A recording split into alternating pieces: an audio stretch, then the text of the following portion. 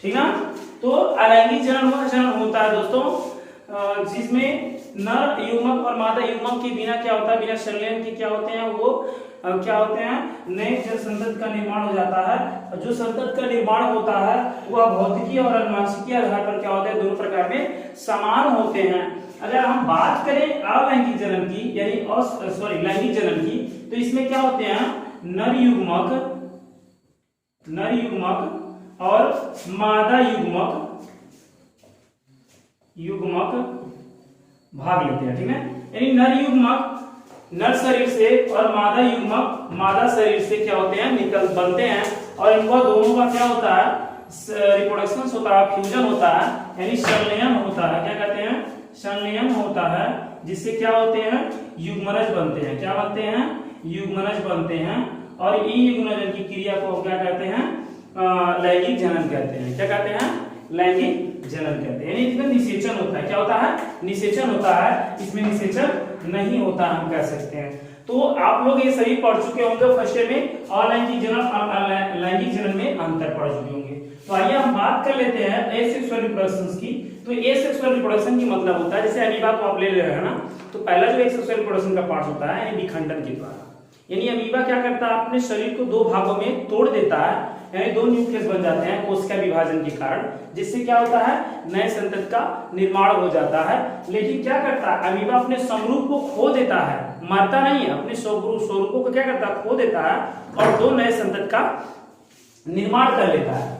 तो आप इस साल ही नहीं, अगले साल की बात नहीं कर रहे हैं, इस साल इस वीडियो को हम यहीं पे छोड़ रहे हैं, अगले साल हम इसको पढ़ा देंगे बढ़िया से। लेकिन इस साल के जो 12 के स्टूडेंट्स हैं उनके लिए क्या इंपॉर्टेंस है, सेक्सुअल रिप्रोडक्शन इंपॉर्टेंस है। ठीक ना, ये सेक्सुअल रिप्रोडक्शन इस साल से पढ़ाया है। ठीक ना, अगले साल क्या करेगा, ये फिर से जुड़ जाएगा। तो अगले जो भी इंटर में आपके दोस्त सहपाठी जो भी भाई रहेंगे ना, उनको बता दीजिएगा कि इस क्लास को क्या करें, सब्सक्राइब करें और ये चीजें भी पढ़ने अच्छे से, तो सिंपल भाषा में पढ़ाया जाएगा, बहुत ही आसान से। ठीक ना, तो ये सेक्सुअल रिप्रोडक्शन की चर्चा हम आज करने वाले हैं। तो दोस्तों ध्यान से देखिएगा, आज हम बहुत ही खतरनाक चैप्टर सेक्सुअल रिप्रोडक्शन के बारे में पढ़ने वाले हैं। किसके बारे में, सेक्सुअल रिप्रोडक्शन के बारे में पढ़ने वाले हैं। तो रिप्रोडक्शन, कोई भी जीव मृत्यु के पहले अपने संतति का निर्माण करता है, अगली पीढ़ी के लिए उसे हम जनन कहते हैं। जनन दो प्रकार का होता है, अलैंगिक जनन और लैंगिक जनन। अलैंगिक जनन वह जनन होता है जिसमें निषेचन की क्रिया नहीं होती है, बिना निषेचन की क्रिया से ही क्या करते हैं, नए संतति का निर्माण करते हैं, उसे हम अलैंगिक जनन कहते हैं। लैंगिक जनन वह प्रक्रिया है जिसमें नर और मादा दोनों भाग लेते हैं, संलयन करते हैं, युग्मनज बनाते हैं, निषेचन होता है, तो उससे क्या होता है, नए संतति का निर्माण होते हैं। जो भौतिक क्रिया में तो भिन्न भिन्न होते हैं, लेकिन मानसिक क्रिया में क्या होते हैं, समान होते हैं। तो आइए हम चर्चा कर लेते हैं लैंगिक जनन की। क्या है, लैंगिक जनन की। ठीक है, तो लैंगिक जनन में क्या, जिसमें लैंगिक जनन होता है ना, इसमें कई जो होते हैं सहायक अंग होते हैं इसमें। ठीक है, जैसे मान लीजिए नर, इसमें क्या आएगा, नर आएगा, मादा आएगी। ठीक है, मादा के बाद कुछ सहायक इसमें जो अंग रहेंगे वो भी आएंगे, सहायक अंग आएंगे। ठीक है, तो ये क्या होते हैं इसमें लैंगिक जनन में ये सब क्या करते हैं, अहम भूमिका निभाते हैं। तो आइए बात कर लेते हैं हम लैंगिक जनन की। तो लैंगिक जनन में नर युग्मक और मादा युग्मक भाग लेते हैं। तो ये जो रिप्रोडक्शन जो लैंगिक जनन का होता है ना, इसमें प्लांट्स में और एनिमल्स में दोनों होगा, प्लांट्स एनिमल्स में दोनों होगा। ठीक है, तो प्लांट्स और एनिमल्स में दोनों होंगे, कौन से, लैंगिक जनन की क्रियाएं होंगी। बात करें हम प्लांट्स में, तो हम कहेंगे इसमें जिसमें पुष्प होते हैं, क्या, जिसमें पुष्प होते हैं उसी में लैंगिक क्रियाएं, लैंगिक जनन की क्रियाएं संपन्न होती हैं, संपन्न होती हैं। ठीक है, अभी जब पढ़ेंगे पुष्पी पादपों में लैंगिक जनन, दूसरा चैप्टर है, बस दूसरे चैप्टर जल्दी से ही आने वाला है, दिक्कत नहीं है। तो ये कहेंगे कि जिसमें पुष्प होते हैं उसी में लैंगिक जनन की क्रिया संपन्न होती है। तो ये तो क्लियर हो गया, जिसमें पुष्प नहीं होते उसमें लैंगिक क्रिया बिल्कुल नहीं होती है। क्यों? क्योंकि पुष्प में ही नर जननांग और मादा जननांग का विकास होता है। उसको कहते हैं नर युग्मोद्भिद, मादा युग्मोद्भिद। क्या कहते हैं? नर युग्मोद्भिद, मादा युग्मोद्भिद होते हैं, जो क्या होते हैं? नर जननांग और मादा जननांग में उपस्थित होते हैं। अभी हम सबका चर्चा करेंगे, दिक्कत नहीं, ठीक ना। तो ये लैंगिक जन्म हो गया। अब हम बात करते हैं एनिमल्स में लैंगिक जन्म जो होते हैं, इसमें भी क्या होते हैं? इसमें भी नर और मादा दोनों भाग लेते हैं, ठीक ना। समझ में आया ना? जिसमें भी नर और मादा दोनों रहेंगे। जैसे मान लीजिए कह दिया ये क्या होते हैं? नर और मादा में क्या है? एक लिंगी, बात करेंगे कि एक लिंगी और द्विलिंगी की, ठीक ना। एक लिंगी और द्विलिंगी जो होते हैं जीव होते हैं। जंतु की बात करें, एनिमल्स की बात करें, तो एक लिंगी जीव और दो लिंगी जंतु होते हैं। इसमें क्या होता है ना, इसमें भी होते हैं, एक लिंगी पुष्प में भी, इसमें भी होते हैं। समझ रहा ना? एक लिंगी पुष्प, द्विलिंगी पुष्प और एक लिंगी जंतु और द्विलिंगी जंतु। एक लिंगी जंतु का मतलब होता है कि जो उसमें नर बॉडी रहे, नर शरीर अलग होता है। क्या होता है? अलग होता है। किसमें? इसमें होता है। और मादा शरीर भी क्या होगा? मादा शरीर अलग होगा। उसको हम क्या कहेंगे? यानी मैं क्या हूं, एक अगर मानव की बात करें तो उसमें क्या होता है? वो एक लिंगी होता है। क्या होता है? एक लिंगी होता है। एक लिंगी का मतलब जिस शरीर में एक ही लिंग पाया जाए उसे हम क्या कहते हैं? एक लिंगी कहते हैं। यानी मानव को हम रख सकते हैं, क्योंकि जो मानव होते हैं वो दो प्रकार के होते हैं, नर और मादा।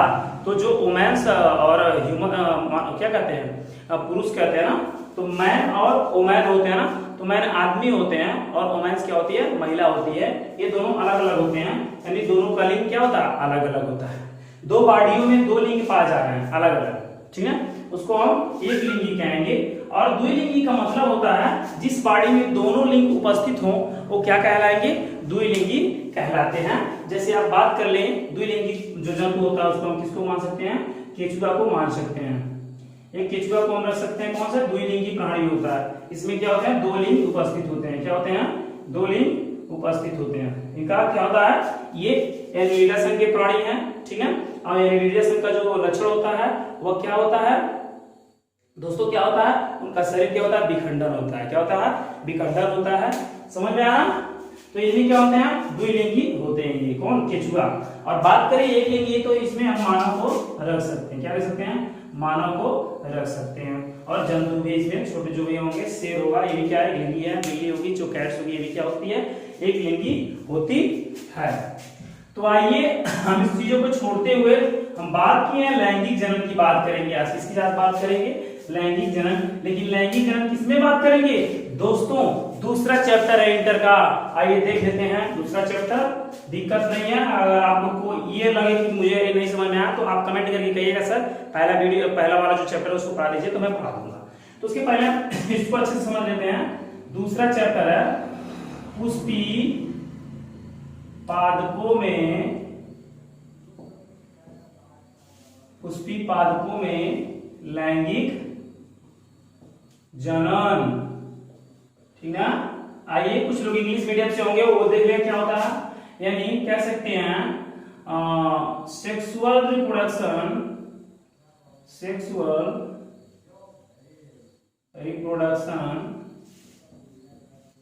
इन flowering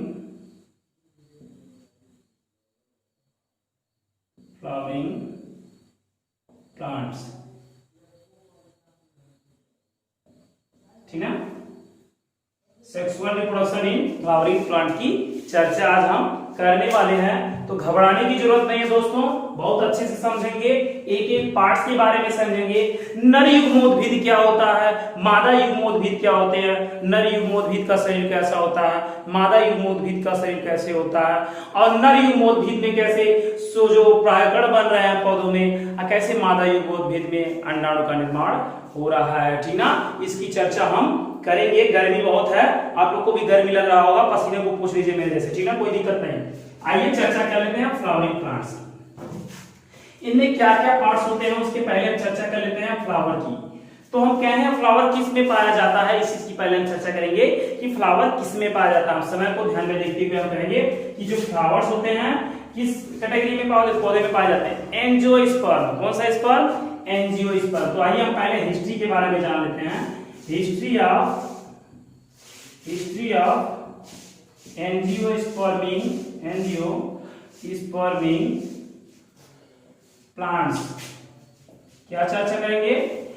हिस्ट्री ऑफ एंजियोस्पर्मिंग प्लांट को ऐसे हम एक लेक्चर के माध्यम से जानेंगे, क्योंकि आप जो है ना छोटी चीजें जानेंगे उसको आप थोड़ा सा जानेंगे ना पूरा लिख सकते हैं किसी भी को, ठीक ना।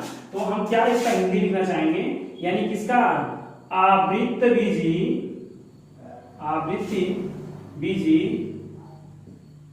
पौधा। आवृत्तबीजी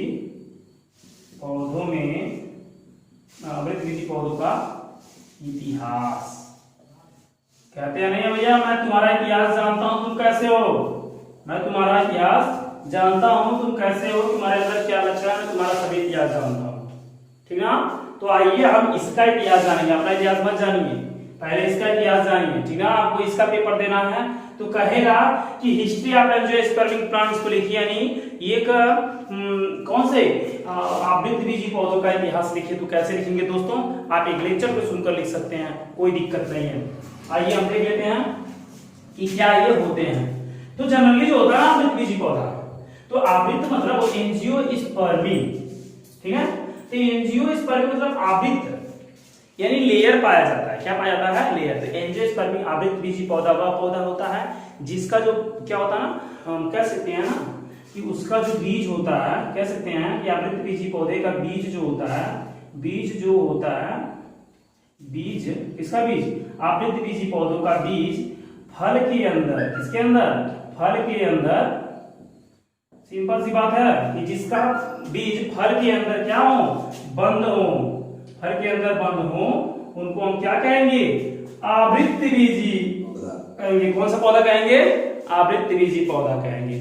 तो आवृत्तबीजी पौधा जो होता है ना, उसमें रूट यानी जड़, स्टेम यानी तना, ठीक ना, स्टेम यानी तना, उसके बाद लीफ पत्ती, ब्रांचेस शाखाएं, उसके बाद तनों से निकला फ्लावर्स। किससे निकला फ्लावर्स? तनों से। तो हम कहेंगे कि आवृत्तबीजी पौधों में फ्लावर तनों से निकलता है। तो जो पुष्प होता है किससे निकलता है? पुष्प तनों से निकलते हैं। किससे निकलते हैं? तनों से निकलते हैं, ठीक ना दोस्तों। पुष्प किससे निकलते हैं? तनों से निकलते हैं। अगर स्क्रीनशॉट लेना चाहें तो ले सकते हैं, समझने के लिए आप लोग नोट्स करते रहिएगा। तो जो होते हैं ना पुष्प, वो किससे निकलते हैं? तनों से निकलते हैं। तो जिसमें पुष्प हो, जिसमें जड़ हो, जिसमें तना हो, जिसमें शाखाएं हो, ये सभी चीजें जिसमें पाई जाएं दोस्तों, वही आवृत्तबीजी पौधा होता है, अन्यथा वो नहीं होता है। क्यों नहीं होता है? जिसमें पुष्प नहीं पाया जाए आवृत्तबीजी पौधा नहीं होता है दोस्तों। क्या? जिसमें पुष्प पाया जाए, जिसमें पुष्प पाए जाए क्या होते हैं? आवृत्तबीजी पौधा होता है। जिसमें पुष्प नहीं पाया जाए क्या होता है? अनावृत्तबीजी पौधा होता है। क्या होता है? अनावृत्तबीजी पौधा। जिम्नोस्पर्म की बात करें तो उसमें भी फ्लावर्स होते हैं बहुत, लेकिन क्या होता है? उनका जो सीड्स होता है ना, नेकेड होता है, नंगा होता है, उस पर कोई आवरण नहीं होते हैं। क्या होते हैं? आवरण नहीं होते हैं। समझ गया? ये चीज हमने देखा आवृत्तबीजी पौधों का इतिहास हमने देखा। आवृत्तबीजी पौधों में क्या पाया जा रहा है? पुष्प पाया जा रहा है। क्या पाया जा रहा है? पुष्प पाया जा रहा है, उसमें फल पाया जा रहा है, और जो उनका सीड्स है वो भी पाया जा रहा है। लेकिन सीड्स क्या होते हैं? नेकेड नहीं होते हैं, नंगे नहीं होते हैं। इनमें क्या होता है? आवरण उनके ऊपर पाया जाता है। और पुष्प क्या होते हैं? तनों से निकलते हैं, और बीज जो होता है फल के अंदर उत्पन्न मतलब रहता है, ठीक है। तो बीज कहाँ पे रहते हैं? फल के अंदर, यानी सीड्स जो रहते हैं ना, वो फल के अंदर रहते हैं। तो इनको हम क्या कहते हैं? कह सकते हैं कि एक जो गुण पाए जाते हैं किसमें पाए जाते हैं? आवृत्तबीजी पौधों में पाया जाता है। आवृत्त लेयर, आवृत्त मतलब लेयर, बीजी मतलब बीज का, बीज के ऊपर जो लेयर पाया जाए, आवरण पाया जाए, उसी को हम क्या कहते हैं? आवृत्तबीजी पौधा कहते हैं, ठीक ना। तो आवृत्तबीजी पौधों में पुष्प पाए जाते हैं। तो हम कह सकते हैं ना, यहाँ पे पढ़ रहे हैं पुष्पी पादपों में लैंगिक जनन पढ़ रहे हैं, तो पुष्प किसमें पाए जाते हैं? आवृत्तबीजी पौधों में पाए जाते हैं। तो आवृत्तबीजी पौधों में लैंगिक जनन देखेंगे हम दोस्तों। तो पुष्प जो होता है ये देख लेते हैं। आप पुष्प के बारे में चर्चा कर लेते हैं, फ्लावर्स क्या होता है। अभी हमने आवृत्तबीजी पौधों के बारे में बात किया, उसमें पुष्प पाया जा रहा है। तो आइए फ्लावर के बारे में हम चर्चा कर लेते हैं, ठीक है दोस्तों। तो फ्लावर के बारे में हम चर्चा कर लेते हैं, ठीक है। फ्लावर एक पुष्प क्या होता है, ठीक ना। तो एक पुष्प को अगर हम लेना तो ये पुष्प क्या होता है? बहुत ही सौंदर्य होता है। मान लीजिए किसी के प्रपोज करने में देता ना, आप लोग ध्यान दीजिएगा, इसको गलत मत समझिएगा कि इसको प्रपोज करना हो उसके लिए, या आप किसी का जो देहांत हो जाता है ना, श्रद्धांजलि के लिए क्या किया जाता है, पुष्प को अर्पण किया जाता है। पूजा पाठ करते हैं तो भी क्या करते हैं, उसको चढ़ाते हैं, ठीक ना। या कहीं फंक्शन में जाते हैं, किसी को वेलकम करना होता है, तब पर भी हम पुष्प क्या करते हैं, गुलदस्ता बनाकर बाकायदे का देते हैं। तो जो होता है ना, रंग बिरंगे पुष्प होते हैं, आप लोग टकटकी निगाह से देखते हैं ऐसे ना, कितना सुंदर पुष्प है, कितना सुंदर पुष्प है। तो ये सभी क्या होते हैं, पुष्प होते हैं।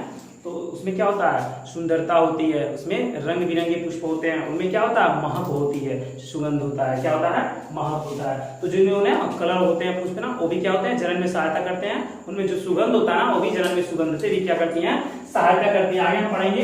तो पुष्प में क्या होता है, ये क्या होते हैं, रंगीन होते हैं। कौन से होते हैं पुष्प, रंगीन होते हैं, ठीक है। और इसमें क्या पाया जाता है, सुगंध पाया जाता है। क्या पाया जाता है, सुगंध पाया जाता है। और पुष्प में क्या पाए जाते हैं, नर जननांग। कौन से जननांग, आइए दोस्तों आ गया, नर जननांग। चलो इसमें जननांग, ठीक ना। तो ये चीजें थी, ठीक ना, तो ये क्या है, नर जननांग और मादा जननांग और रंगीन पुष्प होता है इसमें, ठीक है। तो हम बात करेंगे कि कौन सा पार्ट इसका फूल का रंगीन होता है, किसमें सुगंध होते हैं, कौन से नर जननांग है, कौन से मादा जननांग है। इन चीज को चर्चा दोस्तों हम अगले वीडियो में करेंगे। इसके पहले आप लोग ध्यान से पढ़िएगा और बहुत ही अच्छे से अगले नेक्स्ट वीडियो में, थर्ड वीडियो में हम इसको फ्लावर्स को देखेंगे कि इसमें नर जननांग मादा जननांग कैसे होते हैं दोस्तों। जी नमस्कार।